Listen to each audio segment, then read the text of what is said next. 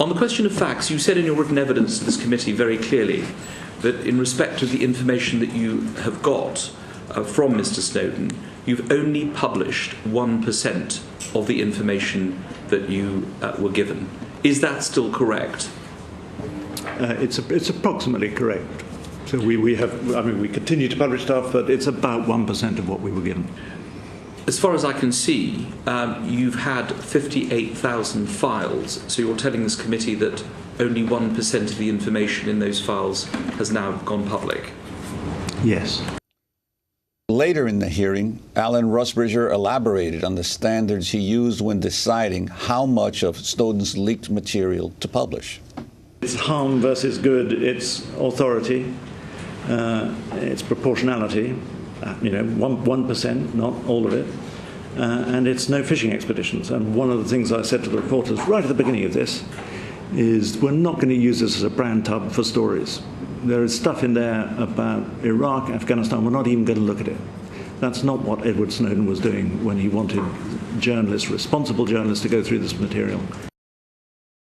Jeremy, your response to the Rusbridger testimony. I actually was just in London meeting with Alan and the other editors at The Guardian, and there is a war on journalism right now. And in some countries, like Mexico, it comes in the form of journalists being assassinated on an almost weekly basis by narco cartels or people that have links to the Mexican security forces. In Somalia, journalists are being killed in record numbers. There are a couple of dozen journalists missing right now in Syria. And then in Western societies, you have, on the one hand, President Obama saying that his administration is going to be the most transparent in history and that they want to be friends with the press. And on the other hand, they are monitoring the metadata of journalists. They are seizing phone records. They're trying to compel journalists to testify against their sources. They're trying to figure out who journalists are talking to within government so that they can go and indict those people. That's what they did to the Associated Press. They went after the aggressive team there, Adam Goldman and Matt Apuzzo and Kim Dozier and others, who were investigating the CIA. And they went to try to figure out who was talking to them. And then it resulted in the indictment of I believe he was a senior FBI official. They will go after the whistleblowers who are providing independent information to journalists, and then leak their own information that makes them look noble and like they're winning the day for peace, freedom, and democracy. They were a total sieve in the aftermath of the bin Laden raid, and everything they said was a total lie, basically, that bin Laden had grabbed a wife and put her in front of him, and all of these things. So we're seeing this intensification of a war against journalists and journalism. There is no First Amendment in Britain.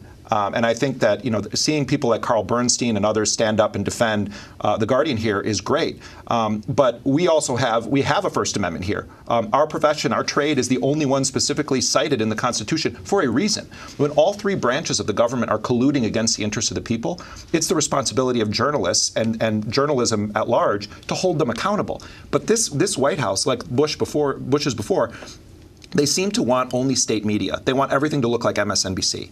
And that's not real journalism. So, Jeremy, you, together with Glenn Greenwald, who's left The Guardian, and Pierre Omidyar, the founder of eBay, are starting and Laura Poitras. And Laura Poitras, of course, who was key with Glenn in releasing all the leaks from Edward Snowden and filmed that first interview. You're starting this new news organization.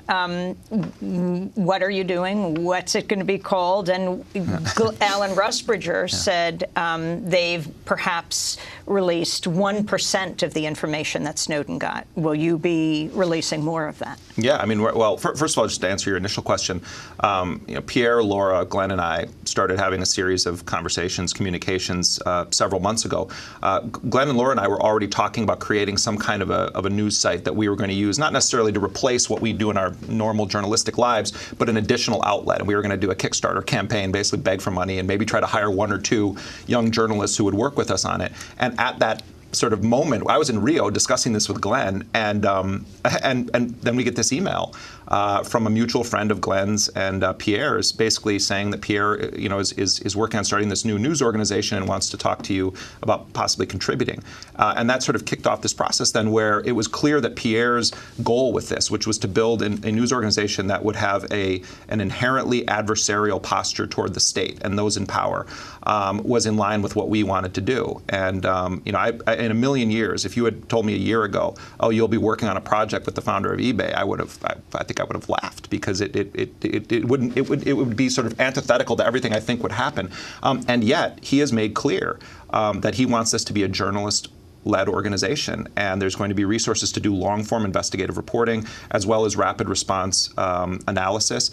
There's going to be a video division that Laura Poitras is largely coordinating right now, so we want to have video journalism on the site.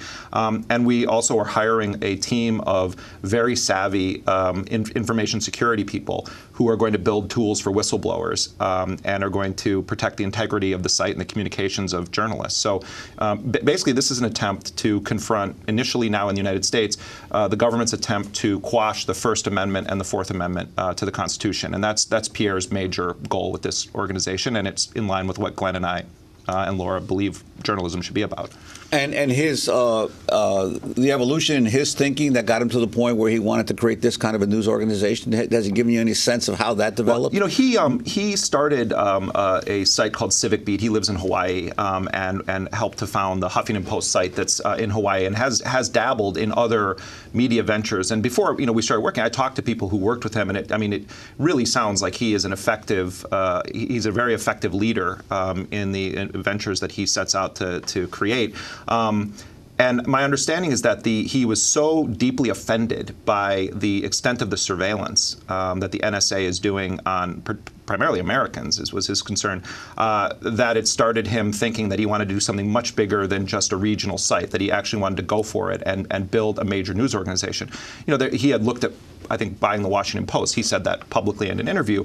And my understanding is that he wanted to be able to start something fresh and to work with a team of people who aren't necessarily tainted by having been a part of a big bureaucracy, and then someone else comes in, like Jeff Bezos, who, the Amazon guy, bought the Washington Post. And I don't think he wanted to do that. He didn't want to be sort of a conqueror. He wanted to be building something new.